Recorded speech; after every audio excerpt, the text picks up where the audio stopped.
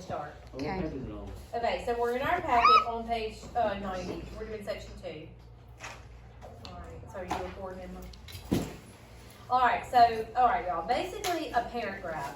Parent graph is like, for example, I'm just going to use absolute value of x, basically is my, like, pretend parent graph, okay? So if you go to, math, number, absolute value of x, okay, so if you graph that, it looks like a V, right? Centered at the origin, okay? That's what's called my parent graph. Alright, so today we're basically going to be talking about all different kind of ways to move this graph around. If you, for example, if you have a vertical, they call it we're going to be talking about reflections, translations, dilations. Basically, if it moves up, down, left, or right.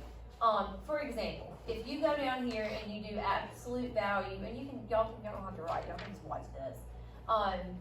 Let's see, absolute value. Goodness, hold up. Absolute value of x. If you go on the outside of that and you say plus 3, what do you think is going to happen to that graph? It's going to go up 3, right? Yes, Right? Okay, makes sense. What about if you subtract 3? Goes down. Go down 3. Easy, right? Okay, let me show you something else you can do. That's called a translation, like it's moving around the graph. Let's say you're doing absolute value of x. Let's say you do plus 3 inside the bars. It moves left or right. It moves left or right, okay? But it actually went Opposite. It went opposite of what you think. I feel like we talked about this Because the year. signs change. Yes, right. Okay, so those are called translations when it moves vertically or horizontally. So if you add, have we done this before this year?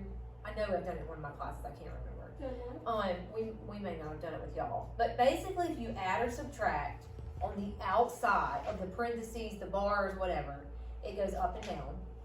If you add or subtract on the inside, it goes right or left, but it's opposite of what you would think. So like if you add, it's going to go to the left. If you subtract, it's actually going to move it to the right, okay? All right, that's called a translation. That's on this page 90. A reflection is when something flips over. I always think about like if I'm standing in front of a pond, I see my reflection, like it's like flipped me, but just flipped over, right? So going back to the y equals, I'm going to keep everything in here. I'm just going to keep the original and take everything else out. Okay, so watch what happens when you do a negative absolute value of x. So if you have a negative in front of something, it literally just completely flips over. Okay, that's called a reflection. A reflection flips a graph over a line called the axis of symmetry.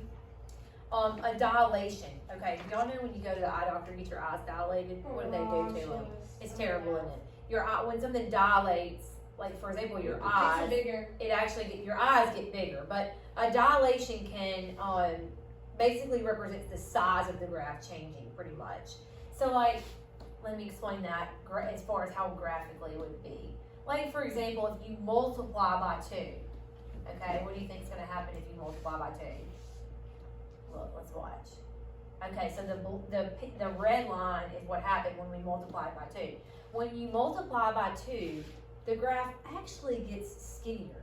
That's weird, isn't it? Like you would think it would get bigger if you multiply by something, but it actually gets skinnier. They call that, okay, it says a dilation expands or compresses a graph vertically or horizontally. Okay, this is where the book comes in. There's these 2 little charts that are really helpful. Did I tell y'all what page to get? I probably got it in the video.